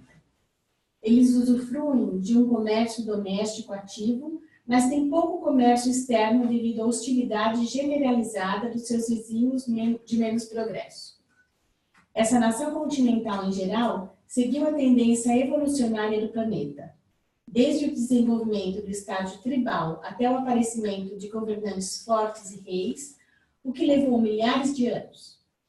Os monarcas incondicionais foram seguidos por muitas formas diferentes de governo, repúblicas abortadas, estados comunitários e ditaduras vieram e desapareceram em uma profusão sem fim. Esse crescimento continuou até cerca de 500 anos atrás, quando, durante um período politicamente agitado, quase a idade do Brasil, um dos poderosos ditadores de um triunvirato da nação passou por uma mudança íntima de ideais. Está vendo? Acho que veio subitamente na cabeça dele. Ele fez-se voluntário para abdicar sob a condição de que um dos outros governantes, o mais vil dos outros dois, também renunciasse ao triunvirato ditatorial. Assim, a soberania do continente foi colocada nas mãos de um único governante. O Estado unificado progrediu sob um forte governo monárquico por mais de 100 anos, durante os quais desenvolveu-se uma compreensiva carta de liberdades. A transição subsequente da monarquia para uma forma representativa de governo foi gradual. Os reis permaneceram como figurantes meramente sociais ou sentimentais, até finalmente desaparecerem quando a linha masculina de descendência extinguiu-se. A República atual tem apenas 200 anos de existência, e durante esse tempo tem havido um progresso contínuo na direção das técnicas de governo que iremos narrar. Os últimos desenvolvimentos nos campos industriais e políticos tendo sido feitos na década passada. Puxa, que legal. Então, até que não é tão, né, devagar assim. Foi rapidinho até essa mudança. Basta que alguém apareça assim com um ideal mais elevado. Quem quer ler? Eu. Vai ler. Organização política. Essa nação continental tem agora um governo representativo com uma capital nacional situada no centro do país. O governo central consiste em uma forte federação de 100 estados relativamente livres. Esses estados elegem os seus governadores e legisladores por 10 anos, e nenhum deles pode ser candidato à reeleição. Os juízes do estado são apontados vitaliciamente pelos governadores e confirmados pelas legislaturas, que consistem em um representante para cada 100 mil cidadãos. Há 5 tipos diferentes de governo metropolitano, dependendo do tamanho da cidade, mas nenhuma cidade pode ter mais de 1 milhão de habitantes. No conjunto, esses esquemas de governos municipais são muito simples, diretos e econômicos. Os poucos cargos da administração urbana são altamente almejados pelos tipos mais elevados de cidadãos. Eu podia mandar para Moedo isso aí. É, Verdade. é mesmo. Mandar um livro de Urante para ele. Não manda só esse capítulo. Só manda esse capítulo aí para ele. Eles têm uma Suprema Corte com 140 representantes, que são 140 milhões. E tem um representante a cada 100 mil. Não, não é, muito mais. Dizendo que cada 100 mil, um juiz. 140 Não. milhões? São 10 juízes para 1 milhão. 10 juízes para 1 milhão, 140. Ah, sim, são 1.400. É. Isso. 1.400, tem razão. É isso mesmo. E nós temos 11 próximos. Mas eu acho que é regional, né? Somos 207, Não, mas eu acho que é regional. 240 milhões. Está falando especificamente daquele povo que está no território, igual. Não está falando do planeta. Está falando especificamente daquele povo. Eu sei, mas me deu a entender que não era... São 1.400. Interessante. Mas eu acho que é dividido pelas cidades, não é do governo central, pelo que deu a entender ali. Pode continuar. O governo federal abrange 3 divisões coordenadas: a executiva, a legislativa e a judicial. O chefe do executivo federal é eleito a cada 6 anos, pelo sufrágio territorial universal. Ele não se candidata à reeleição, exceto a pedido das legislaturas de 75 estados, pelo menos, e apoiado pelos respectivos governadores dos estados, e por apenas um mandato adicional. Ele é aconselhado por um super gabinete composto de todos os ex-chefes executivos vivos. Bacana. Porque a experiência se perpetua. A divisão legislativa abrange 3 câmaras. A Câmara Superior, eleita por grupos de trabalhadores das indústrias, de profissionais liberais, de agricultores e de outros grupos, votando de acordo com a função econômica. A Câmara Inferior, eleita por algumas organizações da sociedade que compreendem os grupos sociais, políticos e filosóficos, não incluídos na indústria ou em outras profissões. Todos os cidadãos de boa posição participam da eleição de ambas as classes de representantes, mas são agrupados de modo diferente, dependendo de a eleição ser para a Câmara Superior ou para a Inferior. 3. A terceira Câmara, a de antigos estadistas, abrange os veteranos dos serviços cívicos e inclui muitas pessoas ilustres, nomeadas pelo chefe do Executivo, pelos executivos regionais, subfederais, pelo chefe do Supremo Tribunal e pelos funcionários que presidem qualquer uma das outras câmaras legislativas. Esse grupo está limitado a 100 membros, que são eleitos pela ação majoritária dos próprios antigos estadistas. Os membros têm função vitalícia e, quando surgem vagas, aquele que recebeu a maior votação entre os da lista dos indicados torna-se devidamente eleito. As incumbências desse corpo são puramente de assessoria, mas ele é um forte regulador da opinião pública e exerce uma influência poderosa sobre todos os setores do governo. Grande parte do trabalho da administração federal é efetuada pelas 10 autoridades regionais subfederais, cada uma delas consistindo na associação de 10 estados. Essas divisões regionais são totalmente executivas e administrativas, não tendo funções legislativas nem judiciárias. Os 10 postos de executivos regionais são apontados pessoalmente pelo chefe executivo federal, e o mandato deste coincide com o deles, 6 anos. O Supremo Tribunal Federal aprova a indicação desses 10 executivos regionais e, ainda que não possa ser indicado novamente, o executivo que se aposenta torna-se automaticamente um assessor vinculado ao seu sucessor. Por outro lado, esses chefes regionais escolhem os seus próprios gabinetes de funcionários administrativos. Nessa sessão, nessa nação, a justiça é feita por 2 sistemas maiores de tribunais: os tribunais da lei e os tribunais socioeconômicos. Os tribunais da lei funcionam nos 3 níveis seguintes. 1. As cortes menores, de jurisdição municipal e local, de cujas decisões se pode apelar aos altos tribunais do Estado. 2. As cortes supremas dos estados, cujas decisões são finais para todas as questões que não envolvam o governo federal e que não coloquem em perigo os direitos dos cidadãos e as suas liberdades.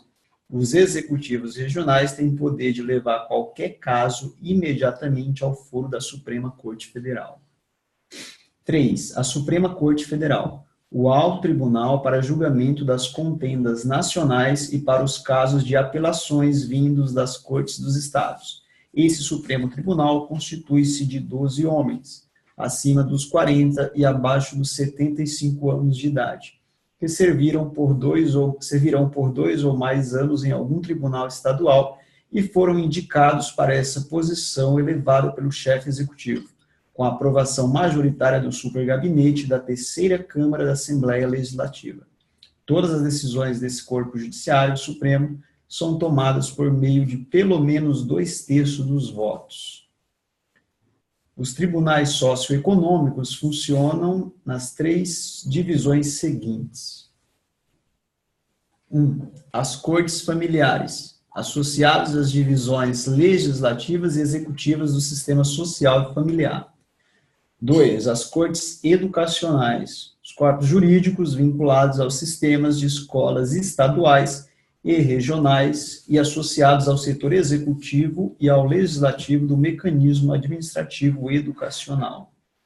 3. As cortes industriais, os tribunais de jurisdições investidos da autoridade plena para o esclarecimento de todos os mal-entendidos econômicos.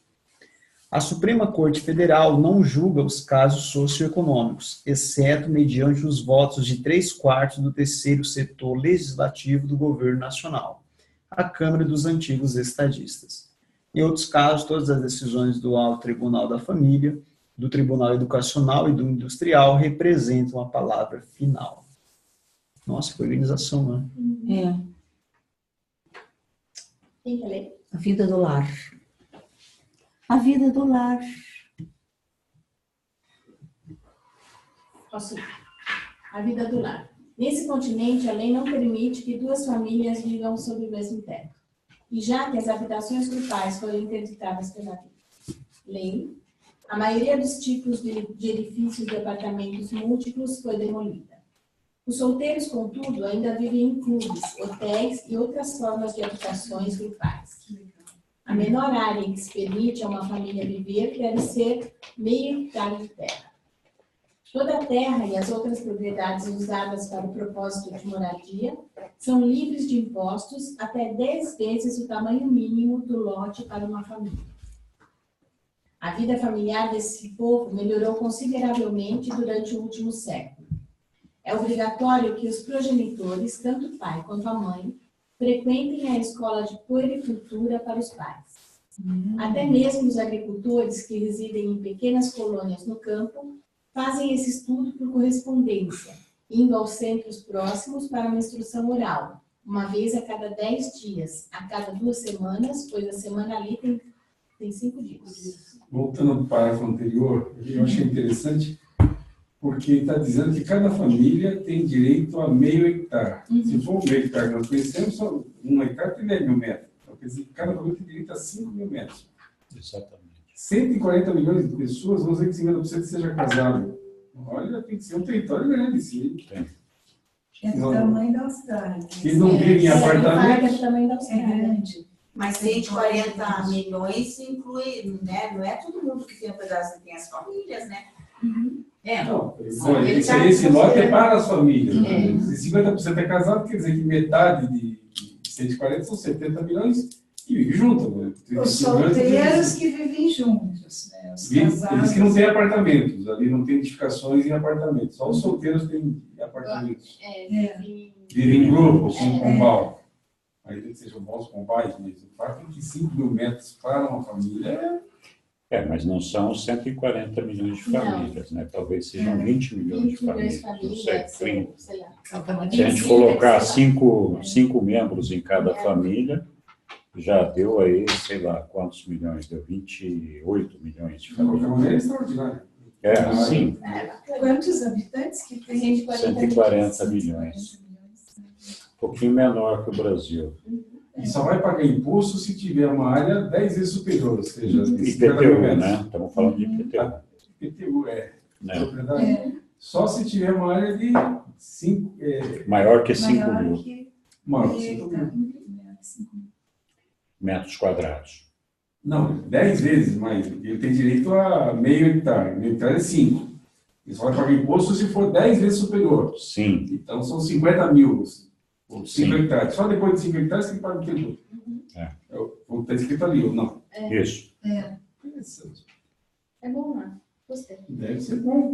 E aí, a questão toda tem a ver com o direito, não necessariamente a pessoa tem condição para tê-lo. Vai falar isso, talvez. Porque ter direito é uma coisa, poder é outra.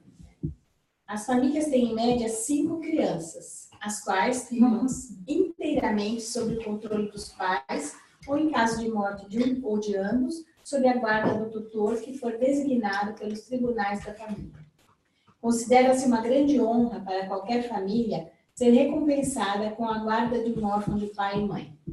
Exames competitivos são feitos entre os pais e o órfão é concedido ao lar daqueles que apresentem as melhores qualificações como pais. Esse povo considera o lar como a instituição básica da sua civilização. A expectativa é de que a parte de maior valor da educação de uma criança, da formação e aperfeiçoamento do seu caráter, seja provida pelos pais e no lar. E o pai dedica quase tanta atenção à cultura da criança quanto faz a mãe. Muito bem. Muito bem. Muito bom. Toda a instrução sexual é ministrada em casa pelos pais ou por guardiões legais. A educação moral é oferecida pelos professores durante os períodos de recreio, nas oficinas da escola, mas a educação religiosa não é dada assim. A educação religiosa é considerada um privilégio exclusivo dos pais, pois a religião é vista como uma parte integral da vida no lar. A educação puramente religiosa é dada publicamente apenas nos templos de filosofia, pois esse povo desenvolveu as igrejas como instituições que não são tão exclusivamente religiosas como as igrejas de Urântia. Na filosofia desse povo, a religião é o esforço para conhecer a Deus e manifestar amor pelo semelhante, servindo a ele. Mas essa não é uma concepção típica do status da religião nas outras nações desse planeta. A religião é uma questão tão completamente da família junto a esse povo que não há locais públicos devotados exclusivamente a reuniões religiosas, que é o que o livro de Urântia fala. Politicamente, a igreja e o Estado, como os urantianos têm o hábito de dizer, são inteiramente separados, mas há uma estranha superposição entre religião e filosofia.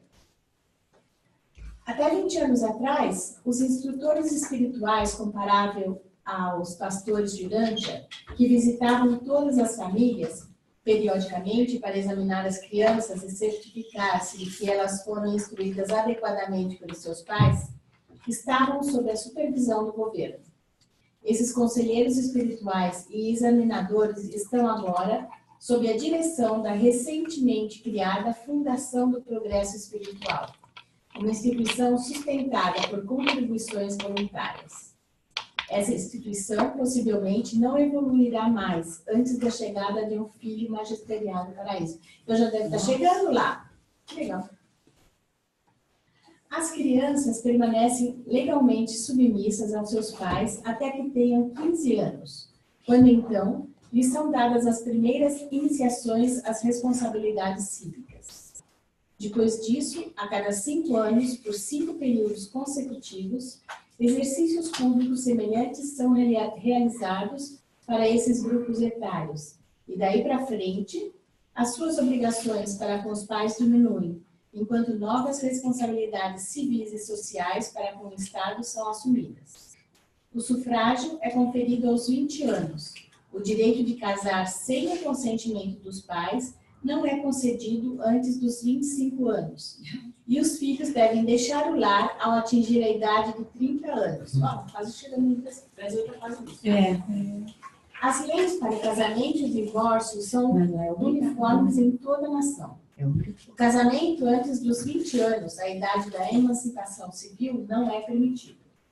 A permissão para o casamento só é concedida 1 ano depois da notificação da intenção e depois de ambos os noivos apresentarem certificados mostrando que eles foram devidamente instruídos na escola de pais a respeito das responsabilidades da sua vida de casados. Olha. E isso teria que ter, né? Aqui, pelo amor de Deus. O pessoal casa igualzinho, durante. As regulamentações para o divórcio são, de certo modo, indulgentes. No entanto, Os decretos de separação emitidos pelo Tribunal da Família não podem ser obtidos antes de 1 ano depois de o pedido haver sido registrado. E o ano desse planeta é consideravelmente mais longo do que o Iorante. Quantos anos? Então, a semana tem 5 dias lá. É do Senhor. Não obstante haver indulgência das leis do divórcio, o índice atual de divórcio é de apenas 1/10 daquele das raças civilizadas durante 1935. Mais consciência, né? Das funções. Quer dizer, que de lá para cá aumentou bastante o divórcio aqui em Irlanda, né? Continua? Que horas são? 10. Alguém quer ler? 9h15. Posso ler esse próximo? Então vai, nesse próximo. Eu vou ler aqui no meu livro, que é mais fácil. Tá O bom. sistema educacional. O sistema educacional dessa nação é compulsório e misto nas escolas pré-universitárias, que os estudantes frequentam dos 5 aos 18 anos. Essas escolas são bastante diferentes das de Urântia. Não há salas de aula, apenas um estudo é feito por vez e depois dos 3 primeiros anos, todos os alunos tornam-se professores assistentes, instruindo os que estão abaixo deles.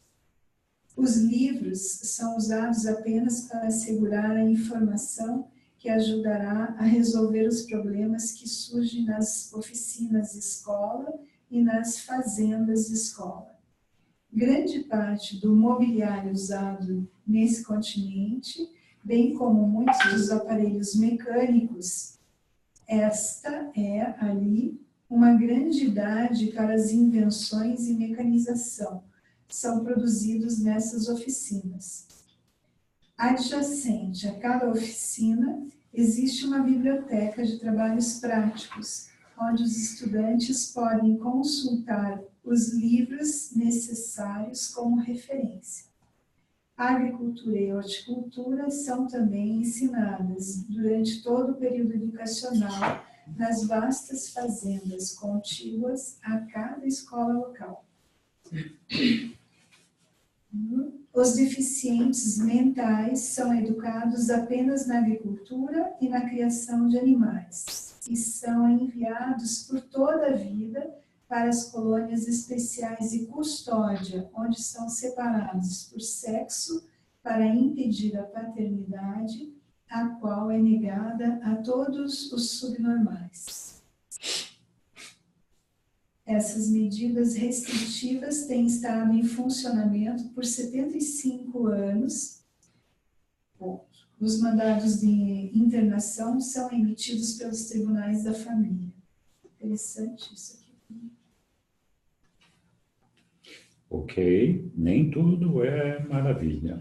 Mas eles estão ligando a procriação ao sexo, ou seja, o sexo é só para a procriação? É omisso? Não, é omisso. Vocês estão falando aqui que aqueles que são deficientes são impedidos de procriar.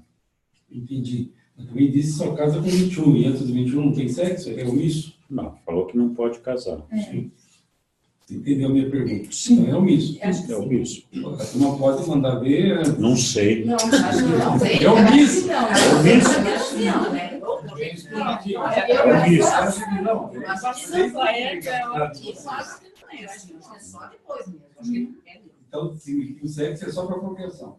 Não é para Não, claro que não, pode ser para direção. Antes de casar, estou falando antes de casar. Depois de casar, manda ver, ué. Estou falando do período antes do casamento. Depois do casamento é óbvio, né? Então, antes do casamento. Eu acho, né? Não diz nada, mas eu acho que não Que não é permitido, não é deu certo. permitido. Eu acho que é permitido. Olha, eu sabia que ele ia dizer Eu acho que não. Não fala nada, não fala. É omisso. É omisso. Não fala, mas eu acho que não é permitido, porque É achômetro. porque eles têm que fazer cursinho antes do casamento. Mas casamento é uma coisa, sexo é outra. Casamento é uma coisa, você vai constituir uma família, um lar, você vai ter 5 filhos. Você tem que estar preparado para assumir essa responsabilidade. Isso. Completamente diferente de você ser solteiro e morar lá, né? Todos os solteiros moram, né? Como ele diz, Vida louca. Vida louca. Veja bem. Vive nos apartamentos, nos hotéis. Eles não falam que tem, né? Que eles são ensinados a como não ter filhos, fazendo sexo e não procriar. Eu respeito pela civilização. Mas eles não falam ali. Mas o que se presume numa civilização avançada? Que você tem uma prevenção. E que o sexo E que você tem deixa de ser proibido e tem que ser livre. Né? Não pode ser Mas eu acho que esse rigor, né? Mas eu acho que existe uma questão cultural que muitas vezes se sobressai e acaba, por conta dessa questão educacional, tendo mais uma questão do entendimento daquele povo e respeitar essas regras. Assim. Eu penso que uma questão cultural, ela pode normalizar muita coisa. Qualquer coisa que nós falarmos aqui é válido. É um achômetro. É um achômetro, né? É um achômetro, né? Porque não fala ali, e não é mandatório, não é mandatório ter 5 filhos. A média é de 5 filhos. Exatamente. Né? Mas nessa época...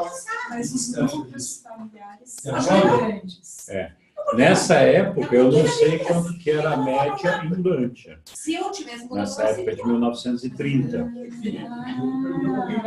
Talvez em Urântia fosse a mesma média, não sei quanto que era. A média de 1930? 10, não 10. Média, não era. Eu acho que era 10. É Não, achômetro. a média, né? Google. Eu acho que sim. Não, 10 é só no Rio Grande do Sul. 10 Era mais. Famílias italianas. Eu não sei quanto. Gente, não é mandatório ter 5 filhos. Nessa época do livro, a média de filhos lá era 5 filhos. Eu não lembro em Urântia quanto é que era. Vou perguntar para o Google. Nessa época, em 1930, O Google não quer me responder. quanto que era a média de filhos nas famílias no nosso mundo, né? Mas a gente sabe que até não muito tempo atrás, a média, por exemplo, entre os muçulmanos era superior a 8, hoje é 4. Então, não sabemos. Ok, vamos continuar lá. Não é mandatório, tudo que nós estamos falando aqui é achômetro, não está escrito aqui, vamos lá. Então, agora vamos lá para as férias. Todos tiram 1 mês de férias por ano. As escolas pré-universitárias são conduzidas durante 9 meses, em um ano de 10 meses. As férias sendo passadas com os pais ou amigos em viagens. Essas viagens são uma parte do programa de educação do adulto e continuam durante toda a vida. Os fundos para fazer frente a essas despesas são acumulados pelos mesmos métodos empregados para os fundos do seguro de assistência à velhice. Eu acho super legal essa parte, porque faz parte da educação deles a viagem, né? Muito legal. Depende para onde você vai viajar. Vocês estão aí iludidos. Não, mas o projeto deles é esse. Você vai viajar lá para o deserto de Saara, você tem que passar fome e sede. Mas não deixa de ser um aprendizado. Bom, ok. Boa sorte. Vai lá. Agora você vai para o deserto para você ver o que é bom. Vai. Só um pouquinho. Não falaram em 1930, mas no início da década de 60, a média mundial era de 4,92 filhos por mulher. 5. Não, mas aqui acho que eu achei de 30, para. Tá não, bom. mas pode seguir. Depois Vamos seguir. Até abrir aqui amanhã. 1/4 do tempo da escola é devotado aos jogos, competições atléticas. Os alunos destacam-se nas competições locais, depois nas estaduais e regionais. Em seguida vão para as provas nacionais de habilidade e perícia. Do mesmo modo, os concursos de oratória e música, tanto quanto os de ciência e filosofia, ocupam a atenção dos estudantes, desde as divisões sociais mais baixas até chegarem aos concursos para as honras nacionais. A direção da escola é uma réplica do governo nacional, com seus 3 setores correlatos: o corpo dos professores funcionando como a terceira divisão, a de assessoria legislativa. O objetivo principal da educação nesse continente é fazer de cada aluno um cidadão que se autossustente. Que bacana. Cada criança que se gradua no sistema de pré-escola, pré-universitária aos 18 anos é um artesão habilidoso. Então, começa o estudo em livros e a busca de conhecimento especial, seja nas escolas de adultos, seja nas universidades. Quando um estudante brilhante completa seu trabalho antes do tempo previsto, lhe são concedidos em recompensa o tempo e os meios para que possa executar algum projeto almejado do seu próprio invento. Todo o sistema educacional é concebido para treinar adequadamente o indivíduo. Parabéns. Muito bem, aqui terminamos, então, paramos no item 5 deste planeta fantástico. Vamos para lá, né? E... Não, eu estou contente aqui. Ok. Tem alguém perguntando alguma coisa no chat? Tem alguém perguntando no chat? Não. É Leila dizendo, é isso aí. Muito bem. Ok. Leila, muito obrigado pela sua participação conosco aqui. De nada, Henrique. Eu que agradeço. Imagina. Um abração, linda. Olha, eu desejo a você muita sorte amanhã e vai dar tudo certo mesmo, tá? Vai sim, se Deus quiser. Muito obrigado. Nada. Tchau. Tchau. Depois vamos ver.